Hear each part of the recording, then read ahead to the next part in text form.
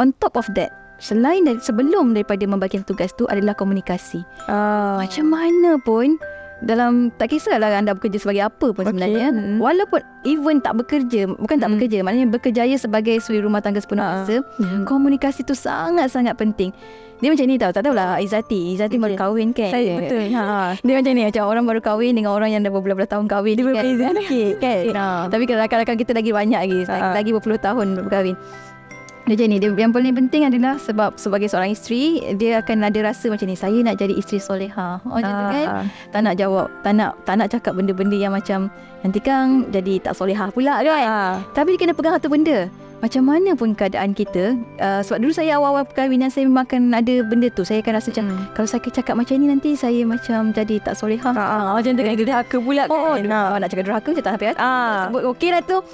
Dia macam tu tau, dia ada perasaan tu. Tapi sebenarnya nak tak nak, komunikasi tu memang ada macam-macam tingkat-tingkat dia. Kan? Ada memang kita akan cakap benda yang baik-baik je. Ada tu masa nanti kita akan cakap benda yang tak baik tapi benda tu betul.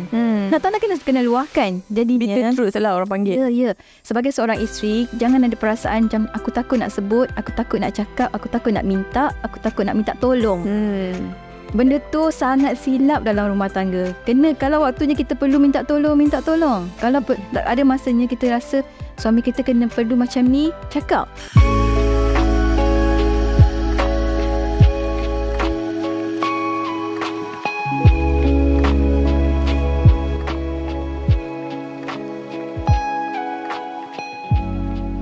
Assalamualaikum. Welcome back guys untuk rancangan podcast khas Radio IKIM kita, CNC. Tagline kita, diskusi bulat merenung hikmah. Alhamdulillah kita dah pun sampai ke episod yang ke-7.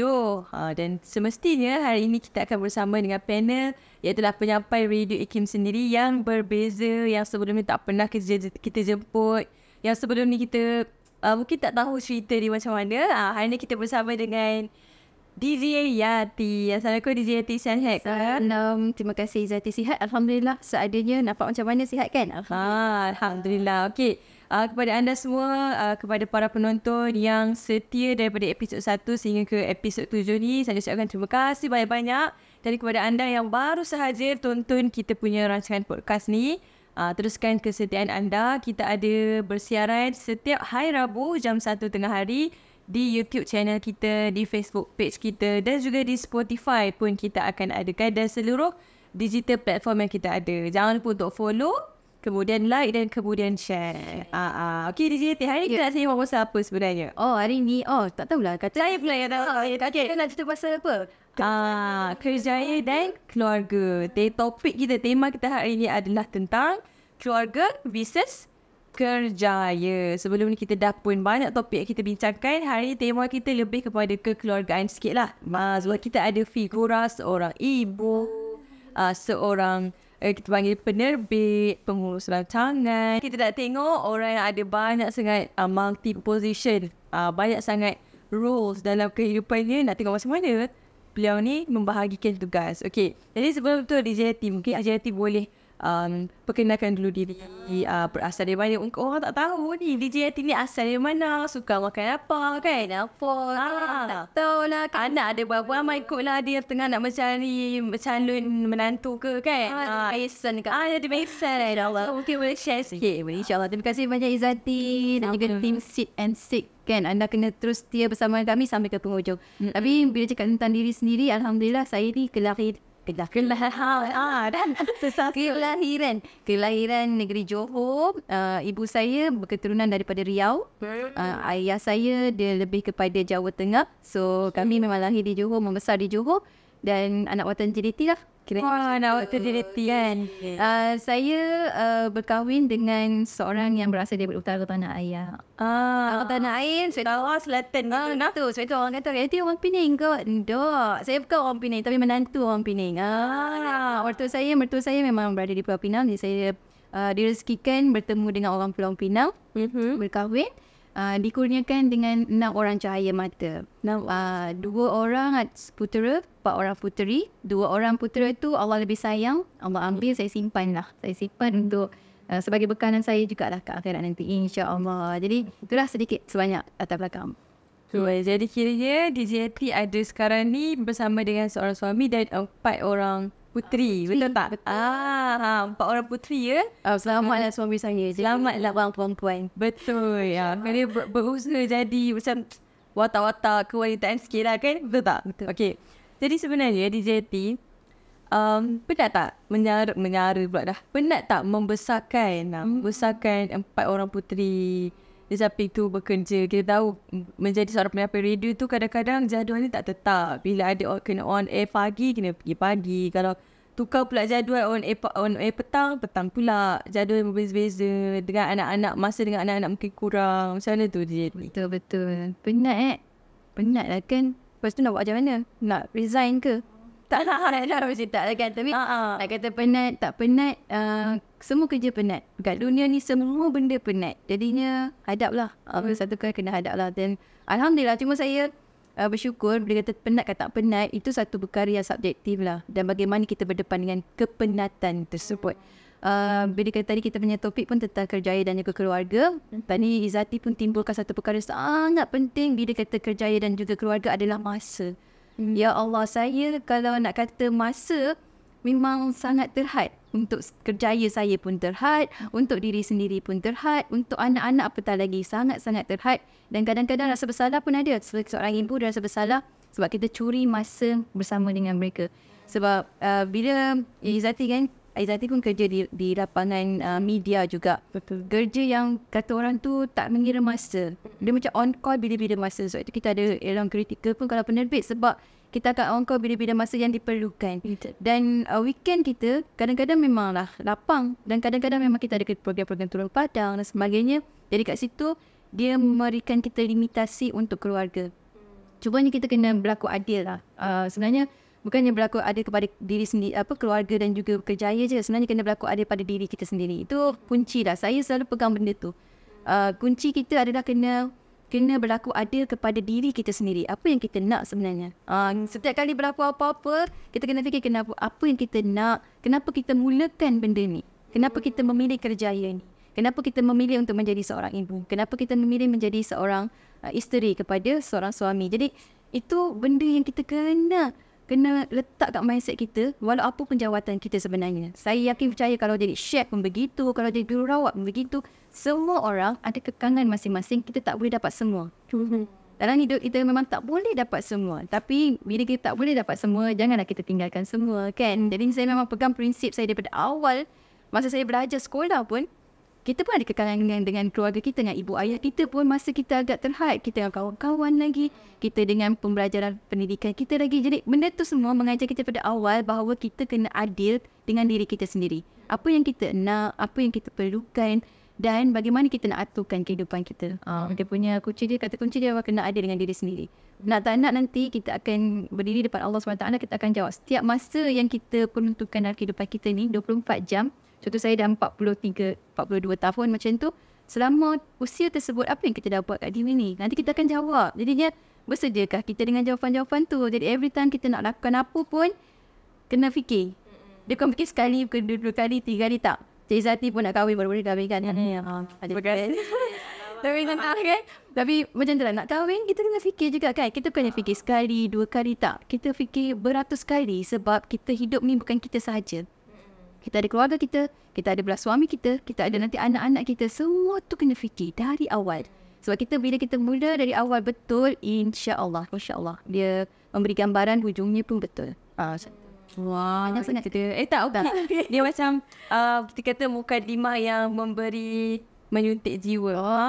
Masya-Allah, alhamdulillah. So dia buat anda semua yang mendengarkan ni mungkin mereka akan nak dengar lagi sebab dia memberi semangat lah. Gitu. Jadi saya setujulah dengan yang DJT cerita. Kita kena ada dengan diri kita. Kita kena macam, kalau kita dah pilih jalan ni, kita yang pilih A, jadi kita kena hadap apa je.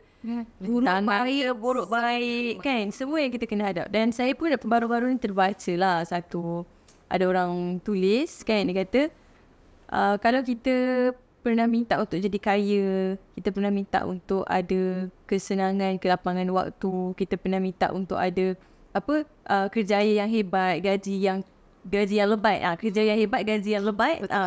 Jadi kita tak boleh merungut lah dengan kesibukan masa yang ada, kurangnya waktu kita bersama dengan family. Dia macam, kalau ikutkan sebenarnya benda tu dia ada pro and cons. Dia macam, kalau kita lebih dekat sini, mungkin kita akan kurang kat sini. Ya Allah, saya setuju Zati. Sebab kan dia macam ni, kita apa yang kita ada hari ni adalah hasil daripada doa-doa kita masa lalu. Kita dulu nak apa? Kita nak apa kan? Kita nak apa? Mungkin pada kita kadang-kadang kita nampak, taklah aku tak nak macam ni pun sebenarnya. Saya tak nak jadi DJ. Saya tu seorang yang introvert. Betul kan? Saya tak nak jadi DJ. Saya seorang introvert. Tapi kita minta pada Allah apa? Ya Allah, tunjukkan saya jalan yang boleh memberi saya kebaikan. Betul. Tiba-tiba Allah kata, yelah inilah jalan dia.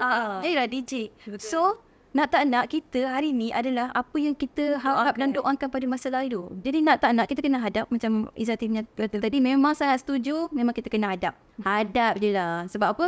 So itu yang Allah izinkan. Allah izinkan kita jadi penerbit. Allah izinkan kita jadi seorang ibu dan juga pengurus dalam keluarga juga kan. Nak tak nak kena hadap. Dan juga kita, apa yang penting adalah macam ni. Macam tadi saya kata, kita hari ni adalah apa yang kita doakan, apa yang kita doa pada masa lalu, dan masa depan kita adalah apa yang kita doakan pada hari ni. Benda tu kan kita kan, jadi dia minta lah, ya Allah mudahkanlah. Saya selalu ingat kata-kata Ustaz Fahrul Majoy. Ustaz kata apa? Kata jangan minta hidup yang mudah, tapi mintalah hati yang tabah. Jadi kita kena tabah. Dia punya kata kunci tabah. Jalani kehidupan. Macam orang berkayu, itu naik basikal kan. Itu pun sebab ini juga suka naik basikal, suka berkayu. Sebab apa? Sebab suka hiking. Suka hiking rupanya. Kan. Dia macam ni. Sebab kita rasa kita belajar daripada situ. Kita buat sesuatu, kita belajar. Kalau kita mengayuh basikal, tiba-tiba kita rasa macam tak nak kayu lah, nak berhenti mengayuh. Tapi kita nak berjalan. Kalau kita turun bukit tak apa. Kalau kehidupan kita waktu tu tengah senang tak apa. Tapi bayangkan kehidupan kita tengah susah. Kita tengah naik bukit, tiba-tiba kita tak nak kayu lah. Apa yang jadi kat kita? Kita akan tumbang macam tu je. So, takkan. Bukan sekadar kita takkan mana-mana, kita jatuh. Jadi nak tak nak, kena teruskan. Kehidupan begitu sampailah akhirnya nanti Allah panggil kita pulang. Itulah kehidupan kita. Dan itulah cara Allah menjawab. Betul tak? Macam kita dah doa. Saya suka sangat bila DJT cakap, ya, apa yang kita dapat hari ni adalah doa-doa kita sebelum ni.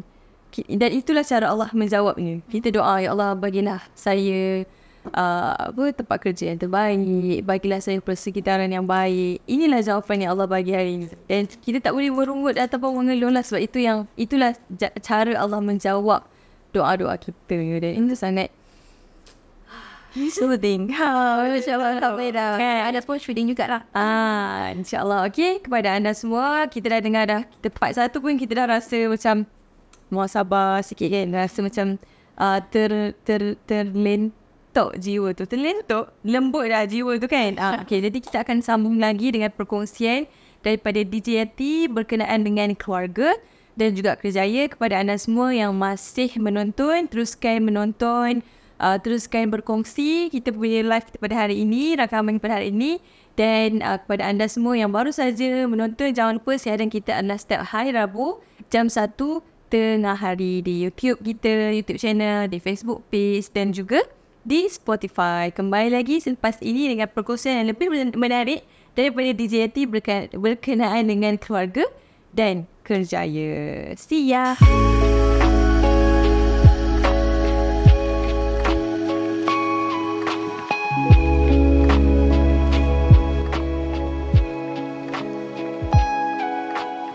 Okey, kembali lagi kita dalam podcast khas Radio Ikin, Sit and See. Diskusi bulat, merenung hikmah. Kita nak tengok hikmah apa yang kita akan dapat hari ini daripada topik diskusi kita, iaitulah keluarga versus kerjaya yang akan dikongsikan oleh DJ Yati. Okey, tadi kita dah dengar DJ Yati cerita, DJ Yati ada 4 orang puteri, dan juga kita dah dengar juga macam mana DJ Yati semangat semangat selalulah untuk bekerja, dan dengar orang kata macam positive vibe, positif booster kan yang kita dapat tadi. Sekarang ni kita dah cerita yang part semangat, kita dah cerita yang part macam kita kata untold story. Untold story. Orang tak tahu kan, mungkin orang tak pernah tahu. Orang tahu yang penyiaran radio ni ada masa dia on air 2-3 pagi. Betul. Kan, 2-3 pagi ataupun 12 tengah malam. Dan orang tak tahu juga yang penyampai radio ni dia ada anak, dia ada komitmen keluarga yang masing-masing lah, masing-masing ada komitmen keluarga. Jadi mungkin DJ Yati boleh buka cerita tu macam mana, how the struggle is menjadi seorang ibu, menjadi seorang penyampai radio, menjadi seorang penerbit. Nak menerbitkan rancangan 2-3 pagi macam mana, menjadi seorang ibu pula, ada 4 orang puteri. Macam mana you juggle between those tasks? Cuba cerita sikit. Yang juggle ni tak terjaga untuk juggle. Tapi Alhamdulillah. Terima kasih Izzati. Soalan yang sangat baik sebenarnya. Kadang-kadang orang pun wonder kan. Orang bertanya-tanya apa yang DJ buat. Macam mana kehidupan dia. Kan? Latar belakang dan juga di sebalik seorang Nurhayati binti Paradi. Yes. Macam ni. Saya bertugas. Mula-mula bertugas dulu. Kan. Saya memang ditugaskan waktu pagi. Biasalah kan junior masuk junior. Masa tu saya ingat saya ada anak yang keempat. Maknanya kalau hidup yang 2 orang yang awal tu, so ada anak yang keempat lah. Maknanya anak saya ada 2 orang puteri ketika itu. Dan anak saya masa tu berusia tak sampai pun 5 bulan. Saya macam ni sebenarnya tahu. Saya ketika saya melahirkan anak saya yang pertama dulu, anak tu adalah kembar. Mak Fuzail Furqan. Ketika masa tu saya memang ada komplikasi ketika melahirkan sebab ada twin transfusion dan mereka dimasukkan ke dalam ICU. Seorang meninggal dalam perut, seorang lagi masuk ICU selama seminggu. Ketika kat ICU tu macam bayi dalam ICU dalam incubator tu tak boleh nak kacau tau, sebab dia yalah memang under treatment. Dan saya perah susu simpan, dan saya kan selalu masuk, sebab itu adalah pengalaman saya pertama. So saya cakap macam mana saya nak bagi susu ke anak saya nak bagi sebab kita rasa sebagai seorang ibu terasa macam ini anak saya nak bagi susu dan sebagainya. Dan ditakdirkan Allah SWT pada hari ke-7 tu saya tengok anak saya dah organ failure, semakin lama semakin teruk. Dan saya rasa kita sebagai seorang ibu, kita ada naluri bahawa anak saya ni tak lama ni, macam tu. Kemudian masa tu lah saya ambil satu titian susu tu, saya titik dekat mulut. Nak bagi rasa juga. Dan ketika saya beri susu tu lah sebenarnya saya memasang niat. Kata, ya Allah Tuhanku, kalau anak ini selamat, saya akan beri susu pada dia sampai dia dewasa. Dan kalau dia ditakdirkan ada adik-adik yang lain selepas ini, saya memang nak beri full breastfeed lah kepada anak saya. Macam mana pun, apa keadaan pun, itu memang niat saya. Dan Alhamdulillah Allah takdirkan selepas anak saya tu meninggal dunia, saya takdirkan melahirkan 4 orang lagi anak cahaya mata. Keempat-empatnya puteri. Alhamdulillah. Menerusi keempat-empat anak saya tu, kesemua anak saya sebenarnya 6 orang tu melalui proses cesarean. So saya caesar sebanyak 5 kali. Dan dengan niat tu yang saya bawa daripada awal tu, dengan niat tu lah saya bawa sampai keempat-empat anak saya tu kesemuanya. Alhamdulillah Allah rezekikan. Memang saya dapat menyusukan anak saya secara full breastfeed. Maknanya bekalkan susu pada pengasuh dan sebagainya sampai selesai. Itu cerita pertama. Tapi nak ceritanya macam mana saya nak laksanakan tu dalam ketika saya bertugas dalam waktu-waktu yang Masya Allah sebagai penerbit dan juga penyampai, masa dia agak crucial jugalah. Sebab saya pertama, anak saya kedua tu, saya cerita tadi kan, ketika itu berusia 5 bulan, saya ditugaskan bertugas on air pada pukul 2 hingga pukul 6 pagi. Itu waktu-waktu yang crucial lah untuk seorang bayi. Izzati dia mewakilkan suami saya menarik nafas. Begitu lah kita nafas. Macam mana? Anak kecil baby. Macam tu. Macam nak jaga anak kecil baby lagi ketika tu. Tapi Alhamdulillah Allah mudahkan juga urusan. Memang anak saya tu menjadi rekod dalam keluarga kami, anak yang menangis ni paling lama. Okay. Sebab dia dah terbiasa masa kecil pun macam kena tinggalkan. Jadinya nangis macam tu. Jadinya tapi Alhamdulillah dia seorang yang bila membesar, dia seorang yang kalau saya tengok karakter sekarang pun dah tentang 2 dah kan. Seorang yang lemah lembut sangat tolerate. Alhamdulillah Allah bagi macam tu punya hikmahnya. Tapi itu baru satu cabaran. Ketika saya bersiaran pukul 2 hingga 6 pagi ketika anak masih bayi. Masa berlalu, anak saya mula ada yang sekolah dan ada yang masih kecil masa tu sebab dia 4 orang kan. Saya ditugaskan warna pagi. Warna pagi bersama dibersekalikan ataupun digandingkan dengan DJPN. Kalau anda masih ingat masa tahun 2015-16 macam tu. Jadi saya kerja warna pagi. Warna pagi kena masuk waktu subuh. Okay. Subuh kat office lah memang. Dan saya ditakdirkan juga, Allah takdirkan berjodoh dengan suami saya kerja PR. PR pun media lah. Jadi nak bandingkan waktu saya dengan waktu beliau. beliau lagi banyak masa yang tak ada kat rumah. Sampai kadang-kadang orang kata, kenal anak ke? Macam saya kan. Sebab dia memang masa dia lagi terbatas. Dan dia selalu outstation. Cabaran saya adalah bila anak dah bersekolah. Bila anak dah bersekolah, hantar anak balik sekolah, hantar pergi balik sekolah adalah saya, tanggungjawab saya. Dan bila kerja waktu pagi, kebiasaannya masuk kita kena jaga jadual kita kena ubah suai jadual. Suami saya hantar anak, saya akan ambil. Sebab hantar anak kalau nak pagi-pagi sangat kan. Saya masuk pukul 5.30 kita dah masuk. So anak sekolah pukul 7 baru masuk kan. Dan bila menjadi suatu benda yang agak crucial juga, bila suami saya kena outstation. Yang bukan sehari tapi kadang 2-3 hari. Dan waktunya bukannya waktu weekend tapi waktu weekdays. Apa saya lakukan adalah ketika itu, kebetulan anak saya sekolah di sebuah sekolah yang integrasi. Alhamdulillah, anak saya pertama tu sekolah integrated school. Dan sekolah dia betul-betul sebelah tu adalah surau. Apa saya lakukan adalah, saya memang hantar anak saya ke sekolah pada pukul 5.30 pagi. Dan saya memang cakap Kak Kis, kata, pergi duduk dekat surau tu sampai ada jemaah datang. Duduk situ, solat subuh, lepas tu baru pergi sekolah. Saya cakap Andy. Sebab dia memang walking distance je nak ke sekolah. So, anak tu masih darjah 1 ya. 7 tahun. Dia dah saru dah nak Lepas tu, saya dengan macam ni, dengan Ya Allah, aku titipkan anak ini untuk kau jaga. Memang tawakalillah. Tawakal. Memang tawakal. Macam memang bagi ke suami, Allah jaga anak tu. Alhamdulillah beberapa kali sebenarnya sepanjang tempoh saya kerja di Warna Pagi, Allah memang betul-betul jaga. Allah memang betul-betul jaga. Dan Alhamdulillah nampak dia pun jadi anak yang, sebab dia nak sulung kan. Lepas tu adik-adik dia saya dah kerja waktu berdikari lah dia jadi. Dia sangat berdikari dan dia sangat faham. Dia faham tugas kita dan dia jadi seorang yang sangat bertanggungjawab. Alhamdulillah, ya Allah syukur. Azami Fadil Robi. Dia sangat bertanggungjawab pada bukan sekadar diri dia je. Adik-adik dia. Dia pandai atur. Macam dia pandai macam adik kena tahu Umi macam ni, tolong macam ni. Dia tahu. Dia sangat matang lah. Sangat matang. Dia sangat dewasa sebelum waktunya. Saya rasa kadang-kadang saya rasa matang sebelum betul. Tapi sebagai seorang ibu, kita lihat dia begitu. Dia jadi satu benda yang kita rasa, satu wanita kita bersyukur. Tapi dalam masa yang sama kita rasa macam ya Allah, rasa bersalah. Kan? Tapi Masya Allah, terima kasih Allah sebab jaga dia. Alamak, saya boleh. Okay, itu satu part bila macam DJT macam naluri hati seorang ibu kan, nak tinggalkan anak dia pagi-pagi kat situ seorang-seorang dan keadaan yang sunyi lah awal pagi tu kan. Orang masih tak datang lagi. Orang masih pun tak datang lagi 5.30 tu, insyaAllah. Macam mana pula kalau macam tadi DJT kata 2 sampai 6 pagi, lepas tu dengan keadaan menyusu tu pula, macam mana dengan anak-anak yang seterusnya? Nak part menyusu tu macam mana?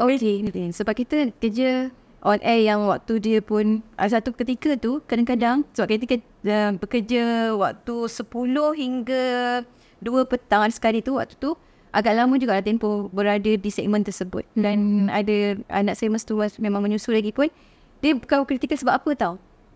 Ibu yang menyusukan anak, dia ada tempoh masa dia memerah susu. Tak mahu kena cakap kan. Betul, sebab tahu macam mana situasi sebenarnya. Bila dia ada masa untuk memerah susu dan waktu-waktu tu adalah waktu-waktu tu lah. Waktu pukul 10 sampai pukul 1-2 tu dan pun petang lah. Ada sesi-sesi tertentu lah. Dia punya rasa, ya Allah je yang tahu. Sebab kita terpaksa hold untuk kita bagi masa kita on air sampai selesai. Dan kita tak boleh tiba-tiba tengah on air, kita kena berhenti semata-mata untuk kita perah susu. Dan kadang-kadang tempoh masa pun tak tentu juga. Jadinya itu satu cabaran untuk ibu yang menyusukan anak secara eksklusif ni, untuk memastikan bekalan susu cukup. Waktu saya memang ketika tu memang struggle, kadang-kadang rasa give up. Tapi dalam masa yang sama kita ingat semula apa niat kita sebenarnya. Kita pernah berjanji pada diri sendiri, lillahi ta'ala, untuk kita berikan yang terbaik untuk anak kita kan. Kemudian keduanya adalah stres kerja tu sendiri. Jadi penerbit IKIM, dari IKIM kita ada keistimewaan kita adalah bila kita jadi penerbit, kita juga ada penyampai supaya kita lebih faham dan kita lebih tahu apa yang kita lakukan kan. Satu part positifnya adalah bagus kita tahu betul apa yang kita keudarakan. Cuma the second part adalah kerja dia adalah kita kerja di frontliner dan masa yang sama kita kerja di belakang tabir. Dua-dua jalan serentak. Kita kena jemput tetamu, kita kena bagi documentation, kita kena jaga macam-macam. Dalam masa yang sama kita kena on air. Dan kadang-kadang benda tu menjadi suatu yang stressful lah sebenarnya kan. Kadang-kadang melelahkan. Dan itu adalah cabaran juga sebagai ibu yang menyusukan anak dan nak memberi anak susu eksklusif ni, sebab bila stres, susu pun tak banyak production. Itulah masanya kadang-kadang kita menyusukan anak, dalam masa yang sama kita membuang susu juga. Sebab kita nak bekalan untuk hari esok, anak kita pun tak ada. Tapi Masya Allah, saya ingat sangat, saya masa tu sepejabat dengan seorang kita panggil macam pegawai takbir jugalah. Ini buat Ismail. Saya kena sebut lah, kena kredit. Sebab saya pernah sama-sama dalam proses tu bersama dengan beliau, dan apa yang beliau katakan adalah, sebab kita tak ada masa tahu nak ada komuniti menyusukan anak semua, tapi beliau sangat aktif dengan komuniti tersebut. Dan beliau berkongsi dengan saya, dia kata, Yati, anak ni susu, anak adalah rezeki. Rezeki. Allah akan bagi rezeki ikut anak tu punya rezeki. Betul. Masya Allah. Bila saya ada benda tu, itu anak pertama tau saya jumpa dengan kakak tu. Maknanya macam Allah memang susun yang cantik. Dan benda tu saya pegang sampai anak saya yang keempat berjaya dengan cemerlang untuk breastfeed secara eksklusif. Saya pegang tu lah. Saya kata, setiap kali susu yang diperah adalah rezeki anak-anak. Dan Allah akan beri ikut rezeki dia. Macam mana pun kalang kabut, tiba-tiba macam pagi tu kena hantar susu kepada pengasuh ke apa, memang akan ada. Betul. Memang akan ada. Dia alhamdulillah. Bergantung lah. Okay. Pada Allah SWT. Okay, kita macam, saya pun macam dah bergenang sikit kan. So saya nak kena rehat sekejap, nak lap sikit mata ni yang dah bergenang kan. Dan saya yakin para penonton dekat luar sana pun sedang mendigest segala cerita kita kepanggil untold story. Cerita-cerita yang tak pernah didendangkan, tak pernah diceritakan oleh penyampai radio sendiri, berkenaan dengan betapa struggle-nya kehidupan menjadi ketua keluarga, menjadi pengurus rumah tangga, dan di samping itu ada kerja dan komitmen kerjaya yang sangat menimbun. Okay, jadi insyaAllah kita akan berehat seketika, sekejap sahaja kita berehat, dan kita akan kembali lagi selepas ini mendengarkan apa lagi suntikan-suntingan semangat oleh DJ Yati yang mungkin boleh dikongsikan bersama-sama dengan kita. InsyaAllah akan kembali lagi selepas ini.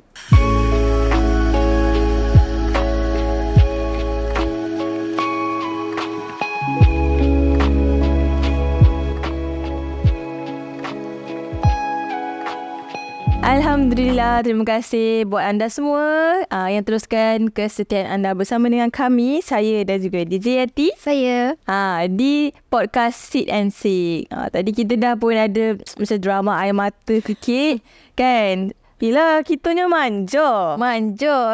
Kita je orang cerita sikit dah nak nangis. Macam mana kan?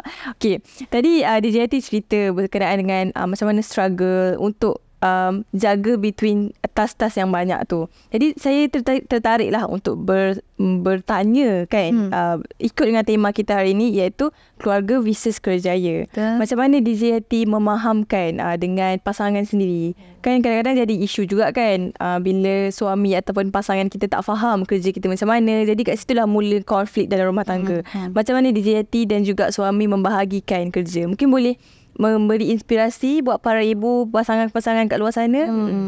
Dia kasih Zati soalan. Bagus sangat sebenarnya, sebab saya pun tak baik, tak banyak yang pengalaman. Anda kat luar lagi banyak kaya pengalaman sebenarnya. Malu juga nak sebut, tapi insyaAllah kita cuba apa yang kita ada, yang saya pernah praktiskan dalam kehidupan saya. Macam ni, satu, bagi waktu tugas tu dah betul lah tu kan. Cumanya on top of that, sebelum daripada membagikan tugas tu adalah komunikasi. Macam mana pun, dalam tak kisahlah anda bekerja sebagai apa pun sebenarnya, walaupun even tak bekerja, maknanya berkerjaya sebagai suri rumah tangga sepenuh masa, komunikasi tu sangat-sangat penting. Dia macam ni tau, tak tahulah Izzati baru kahwin kan. Saya betul. Dia macam ni, macam orang baru kahwin dengan orang yang dah berbelas-belas tahun kahwin. Dia berbeza sikit kan. Tapi rakan-rakan kita lagi banyak lagi berpuluh tahun berkahwin. Dia macam ni, yang paling penting adalah sebab sebagai seorang isteri, dia akan ada rasa macam ni, saya nak jadi isteri solehah. Kan? Tak nak jawab, tak nak cakap benda-benda yang macam nanti kan jadi tak solehah pula kan. Tapi dia kena pegang satu benda. macam mana pun keadaan kita, sebab dulu saya awal-awal perkahwinan saya memang akan ada benda tu. Saya akan rasa macam kalau saya cakap macam ni nanti saya macam jadi tak solehah. Macam tu kan, derhaka pula kan. Nak cakap derhaka macam tak sampai sebut okey lah tu. Dia macam tu tau, dia ada perasaan tu. Tapi sebenarnya nak tak nak, komunikasi tu memang ada macam-macam tingkat-tingkat dia. Kan? Ada memang kita akan cakap benda yang baik-baik je. Ada tu masa nanti kita akan cakap benda yang tak baik tapi benda tu betul. Nak tak nak kena luahkan. Jadinya bitter truth lah orang panggil. Ya. Sebagai seorang isteri, jangan ada perasaan macam aku takut nak sebut, aku takut nak cakap, aku takut nak minta, aku takut nak minta tolong. Benda tu sangat silap dalam rumah tangga. Kalau waktunya kita perlu minta tolong. Kalau ada masanya kita rasa suami kita perlu macam ni, cakap. Betul juga suami sama. Jadinya first sebelum nak kata pembahagian tugas, kena ada tu keberanian untuk bercakap. Untuk meminta tolong. Meminta tolong. Sebab kita bukannya robot. Kita bukannya. Kalau kita kata, kalau kadang-kadang orang kata isteri ni macam pembantu rumah. Pembantu rumah pun tak akan diperlakukan seperti itu kan. Yang penting kita kena cakap. Macam mana pun kena belajar untuk. Saya pun sebenarnya sampai sekarang pun masih belajar. Nak cakap ke tak. Apa benda nak kena cakap. So kehidupan ni memang adalah proses of learning. Sejauh mana, selama mana kita learn something dan kita practice kan, itu terpulang kepada kita dan masa-masa yang kita akan lalui. Betul. Tapi macam mana pun usahakan untuk belajar bercakap. Dalam rumah tangga kena bercakap. Kan? Kalau tak pandai kan, mulakan dengan ni apa yang saya buat. Saya pun baru-baru jugalah kita, orang kata Ustaz Muhammad kan, kata orang 10 tahun berkahwin tu baru masih lagi pengantin baru. Memang betul lah kan. So masih lagi belajar, masih lagi dan selepas itu pun masih lagi maknanya bertatih. Betul. Jadinya macam mana nak praktis, nak bercakap dengan suami, nak minta tolong dan sebagainya. First adalah belajar macam mana nak minta tolong pada Allah SWT. Pandai kita berkomunikasi minta pada Allah, insya-Allah dengan manusia sangat senang nak minta. Belajar dulu minta pada, kadang-kadang kita minta pun tak dengan Allah. So itu kita nak minta pada suami, kita pun takut lah apa dan sebagainya. Sebentar. Jadi itu first. Keduanya tadilah kena pembahagian. Saya macam mana ya, kebetulan saya suami saya ni Masya Allah, dia orang yang bagus lah kan. Saya memahami. Sebab kami saya bertemu dengan suami ketika kami sama-sama belajar dalam belajar di universiti. Sama-sama ambil matrikulasi. Dulu ada separan arm. Jadi sama-sama dalam komunikasi. Dan kita belajar, sebenarnya tahu jugalah kalau PR tu kerja macam mana, broadcasting kerja macam mana, betapa hiruk pikuknya kehidupan dalam industri media ini kan, dalam dunia media. Jadi Alhamdulillah dari satu sudut mudah untuk difahami each other. Itu satu kelebihan lah. Dan keduanya, bila nak bagi tu, mula-mula memang agak susah jugalah kita nak bagi. Sebab yelah masing-masing ada cara masing-masing. Kehidupan membesar, keluarga pun berbeza. Jadi kita kena raikan juga perbezaan. Cuma saya perasan masa saya menunaikan haji baru-baru ni, kan, ketika tu saya Masya Allah, betapa Allah tu maha mendengar. Suami saya memang ketika tu dia sangat terasa yang dia tak banyak masa dengan keluarga. Dia sangat-sangat terasa yang dia tak banyak masa dengan keluarga. Dan saya pula sangat-sangat terasa nak pergi haji. Dan Allah kabulkan kita. Macam nak me time dekat situ kan. Dan dia bukan me time juga lah, tapi kita itu hasrat. Siapa yang tak nak pergi haji kan? Betul. Misal kita masih kita dengan Allah saja. Betapa sangat saya menginginkan untuk pergi ke sana sampai sebab tahun 2020 saya dapat peluang dapat dipanggil, terpilih sebagai petugas media tabung haji. Tapi Allah takdirkan dengan PKP, so tak dapat pergi. COVID ketika tu, so tak jadi pergi. Sedihnya, ya Allah je yang tahu. Dan suami saya sangat tahu yang saya sangat-sangat nak pergi. Dan masa tu dia sponsor jugalah saya pergi umrah. Tahun dapat pergi umrah tahun 2021. Masa umur saya betul-betul 40 tahun. Kemudian Allah rezekikan dapat pergi haji tahun ni. Tahun ni lah, tahun lepas ni lah. Jadi Alhamdulillah, sebenarnya nak cakap apa, ketika itu kami sama-sama belajar tentang pembahagian masa. Ketika itu kerjaya, walaupun ialah kita tak bukanlah macam saya, taklah ada dekat sini yang kerjaya saya sepenuhnya, tapi ketika itu memang betul-betul dapat rasa macam ya Allah, ni memang kau nak beri pada kami. Suami saya betul-betul dapat masa yang quality time dengan keluarga. 24 jam anak dia adalah dengan dia. Apa-apa saya memang tak boleh tolong. So saya dekat sana. Dan saya pula, itu yang saya nakkan kan. So memang dapatlah. Dapat apa yang saya nak. Dan sekali dengan kerja, sekali dengan keluarga pun saya dah saya dapat rasa betapa bila saya dah jauh dengan anak-anak, saya rasa sebelum ni macam ya Allah penatlah bagilah rehat. Sungguh Allah bagi bila berjauh dengan anak macam ya Allah tak nak jauh-jauh dengan anak. Kita sedar kadang-kadang apa yang kita minta tu sebenarnya macam Allah bagi kau rasalah kejap sekejap. Dan Alhamdulillah ketika tu bila dah jadi macam tu kan, suami tahu macam apa yang saya lakukan setiap hari. Hari-hari yang saya lalui, tanpa perlu saya buka mulut pun. Alhamdulillah dia rasa sendiri. Dan macam tu juga saya, betapa saya rasa macam bersyukurnya saya ada anak-anak yang ada dengan saya setiap masa. Sebab saya pergi sekolah anak saya hantar, balik sekolah anak saya ambil. Kadang-kadang kita rasa macam betul beban, tapi Masya Allah bila jadi macam tu saya rasa tak beban langsung. Saya rasa macam itulah masanya saya dengan keluarga saya.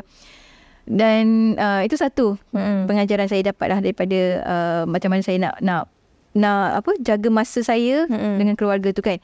Yang keduanya yang ketiga, selain daripada komunikasi, macam mana nak bagi masa macam tu, dan Allah memang ajar. Allah yang ajar macam, berarti kau kena macam ni. Sampai masa inilah sebenarnya kau kena buat untuk keluarga kau macam tu kan, dan juga kerjaya kau. Dan yang ketiga, selalu kena pandai curi-curi masa jugalah. Macam saya ya kita tak banyak masa dengan keluarga.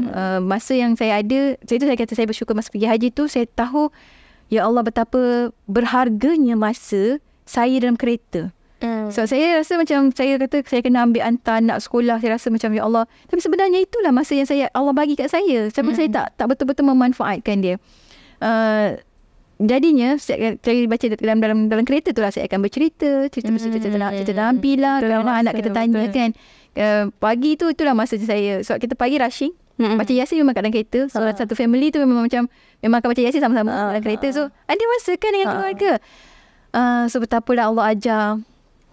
Memang Allah ajar dalam cari keadaan yang macam susah, tapi dia menjadi. Terima kasih Allah.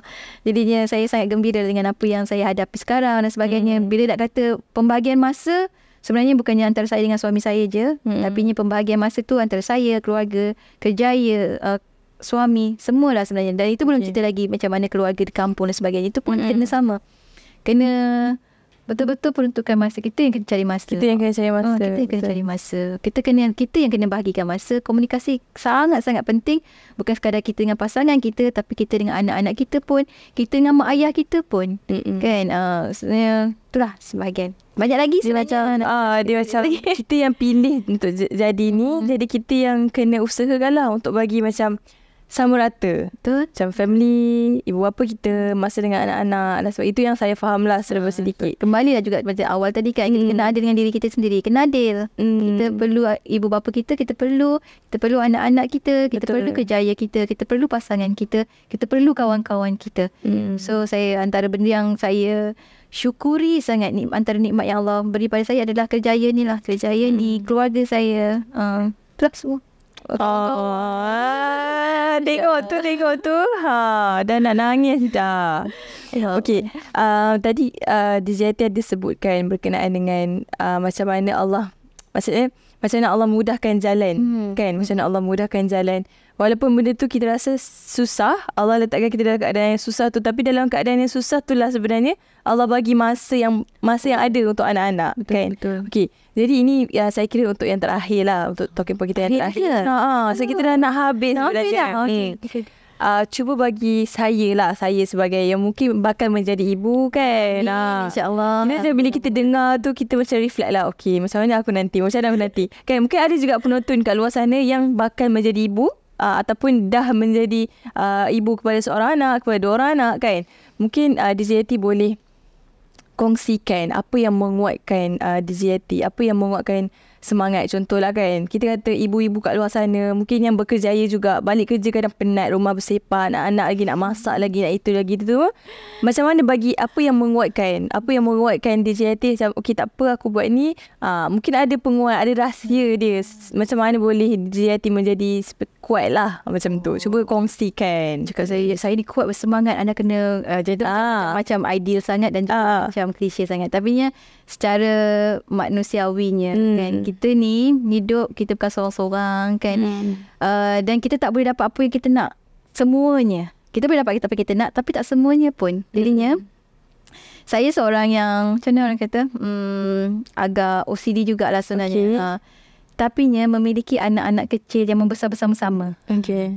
Dia rasa macam walaupun 4 orang, walaupun semua perempuan, tapi dia rasa dia akan hadapi benda yang sama seperti ibu-ibu lain rasa. Anak seorang pun akan rasa begitu, anak 4 orang pun akan rasa macam tu. Betapa chaosnya dalam rumah. Kan, sebelum pergi kerja tu, saya dulu masa anak seorang 2 orang, kita masih boleh. Sebelum pergi kerja tu kena rumah clean, kita balik macam tenang hati. Oh, setelah anak 3, anak 4, Dah tak ada dah.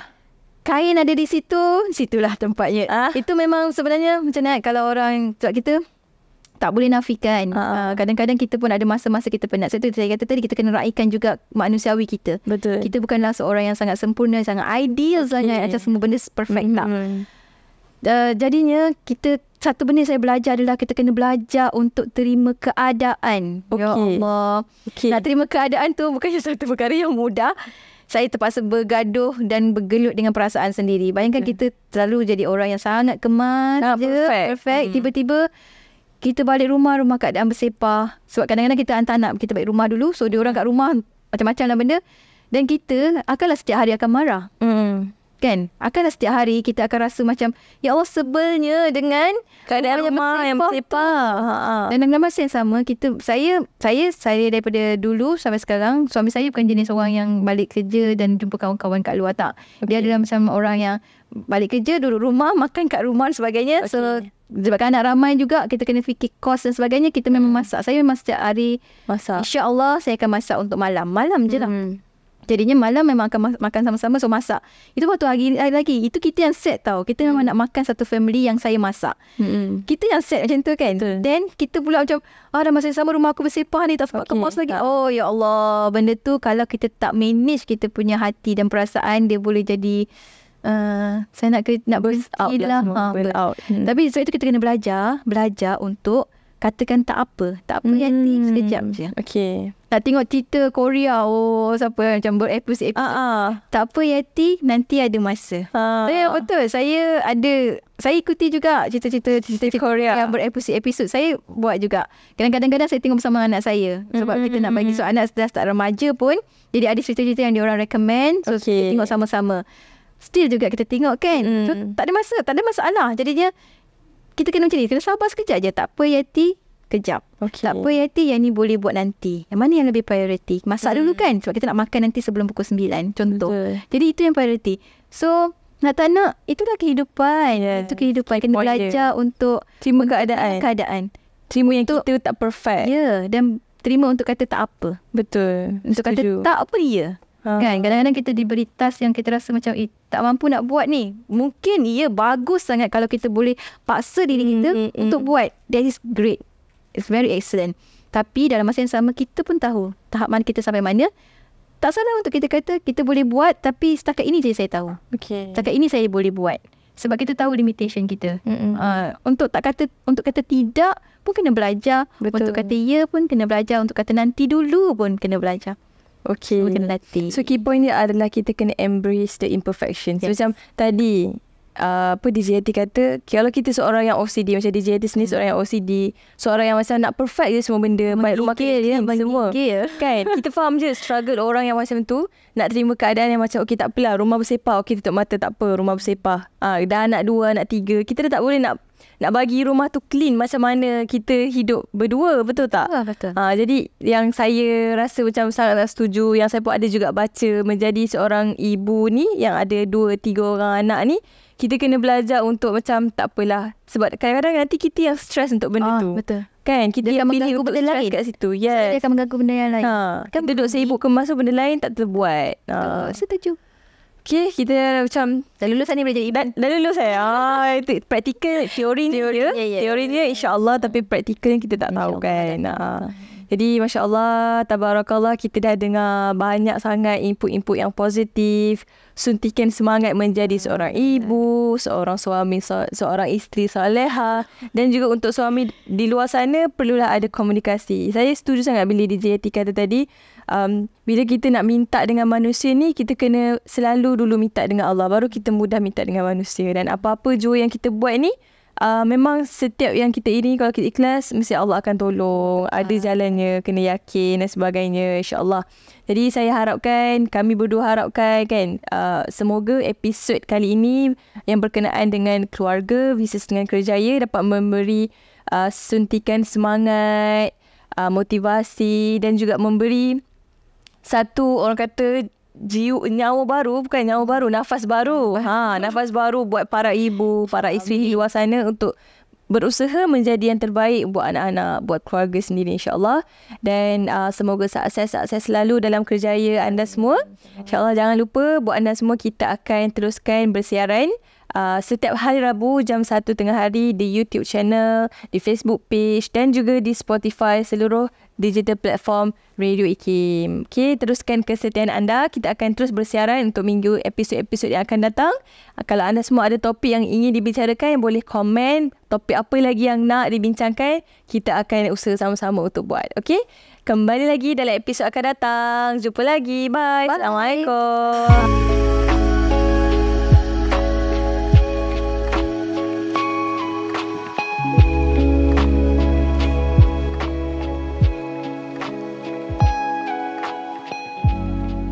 Kami bawakan rancangan podcast khas CNC yang akan bersiaran pada setiap hari Rabu jam 1 tengah hari.